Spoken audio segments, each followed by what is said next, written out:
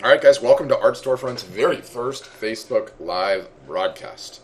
I'm excited to see how this whole thing goes. It's some new technology from Facebook that we're testing out, but I think it's going to be a really cool teaching tool, so I'm excited to give it a shot. So, without further ado, let's start the show.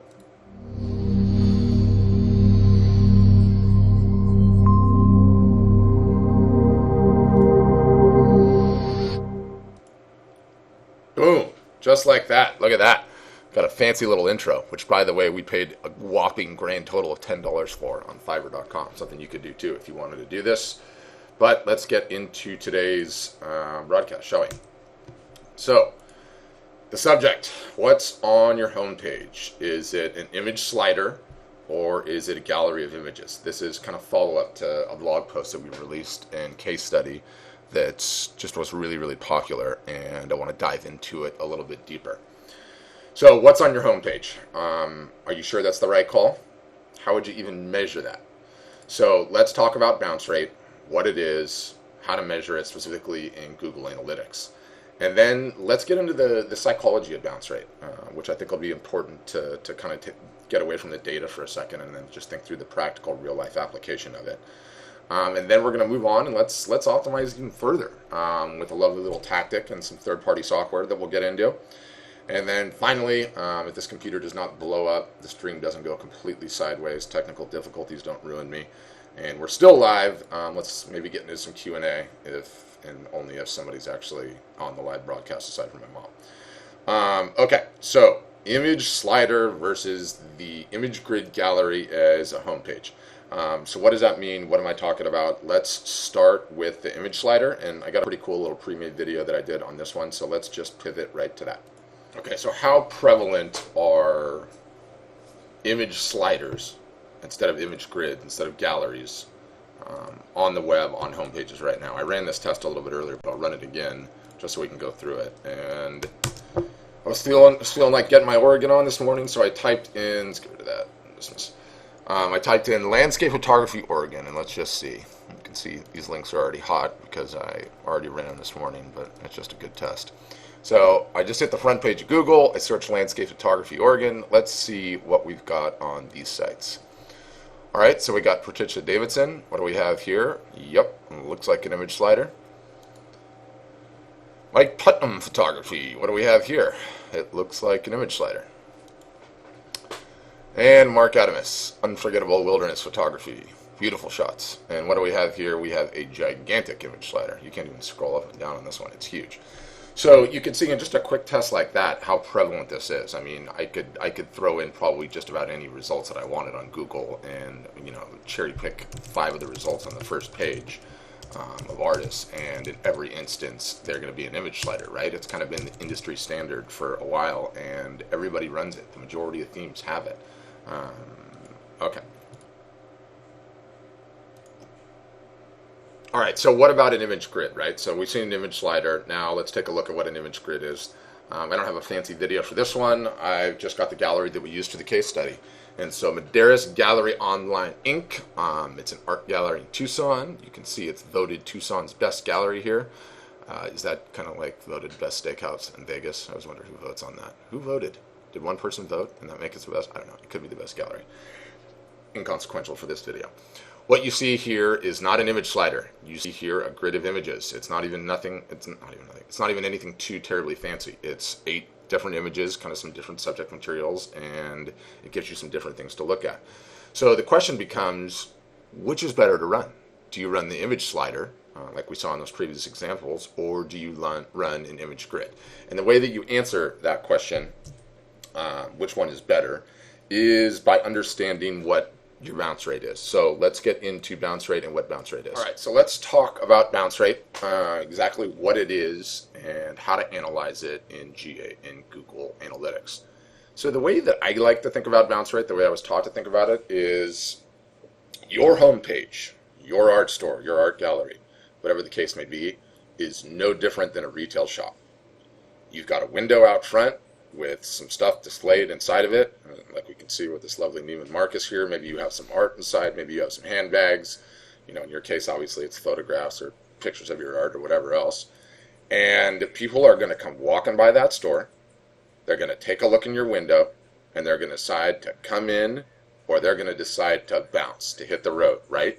And that's essentially what bounce rate is. Visitors that have come to a particular page on your site, today we're talking about the home page, but it applies to all pages.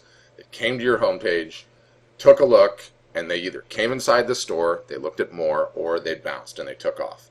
Obviously, your job, your goal is to get them to come inside the store. You do not want them to keep walking down the street and go into some other store or ignore you. So let's, just to take a second, I think that's the best way to think about it. I hope that analogy works. Let's talk about how we're going to measure that in Google Analytics for your site. So I've got Google Analytics pulled up here. You can see here on the left-hand side, what you want to do is go down to the Behavior tab, go down to Site Content, go to Landing Pages, right? And then you can see in this little list, the one that has just the check mark is your home page. So in that instance, if I look here, here is my bounce rate, right? That box is a little bit big. Let's draw a better one than that. Okay, here's my bounce rate. It's 55.41% in this instance. So 55% of the people that come to that home page keep walking down the street. The other 45, they're coming into the store and they're checking out more. So that's how you measure it. That's the best way to think about it. And, you know, the psychology of it, well, let's get into the psychology in the next video. Okay. Yeah, so let's get about the psychology. And I think this is a critical component to it, right? And here's the real world way to think about it, you know, kind of advancing the store window analogy. If I come to your site and I'm not interested in photos of beaches or waterfalls or farmhouses, say I want birds or chickens, or I like photography of beer, or cold beers, I do like cold beers, or whatever, right? Surreal scenes, or maybe I like night photography, whatever it is. If I don't see what I like, I'm bouncing, I'm out. But if I give you an image grid, then maybe I get you with the desert. Maybe I get you, in this case, with the beach or with flowers. And it doesn't necessarily need to be this example, right? I mean, what if it's, you know, just sunflowers in this one, but I don't like sunflowers. I like begonias, or I like daisies or impatiens. So if I give you an image grid, then what do I have here? I've got 1, 2, 3, 4, 5, 6, 7, 8 different opportunities to potentially hook you, to keep you from bouncing, to keep you from walking down the street, to actually stay engaged and maybe click through to a different area of my website, right? You know, and make no mistake about how much time you have to hook somebody's attention. You have seconds. It's not a lot of time. So in this instance, if this one doesn't get me and this one doesn't get me, I'm out. I was looking for images of forestry. There's no forestry here. I'm out, or whatever the case may be. So I think that piece of the psychology is important to think through and to fully understand.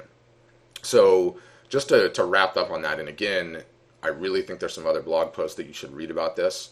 We're going to put them in the show notes for this particular broadcast, and it'll be on the Facebook post. It'll be on our blog too, so you can read into the old post and get the whole picture.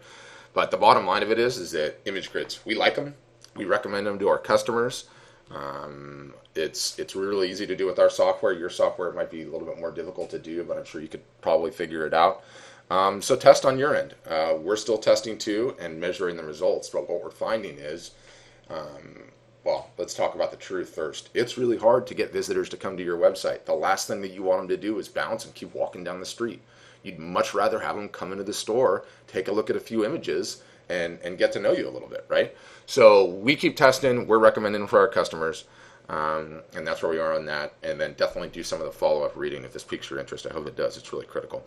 So let's talk about the tactic that I mentioned, because I want to follow up to that blog post and kind of taking it a step further with a tactic that I think is really creative, really clever, and pretty advanced actually. But I got to do a but, right? You see the but, ... The big but is, if you've got no traffic, no tactic, no soup for you. You need to work on traffic. If nobody's coming to your website. It doesn't matter what you have in the window. Your store is in the middle of a desert, and nobody's walking by it. So you need to work on traffic and traffic generation strategies, and we have a bunch of those on the blog that you can check out. But if you do have traffic, you could maybe give this technique a shot, and I think it's pretty impressive. So it starts with a third party piece of software. That piece of software is called Hotjar. You can see we've linked to the website here. But there's a whole bunch of them that do it. And essentially what this technology allows you to do is it allows you to take a heat map, right? So a heat map, let me switch back.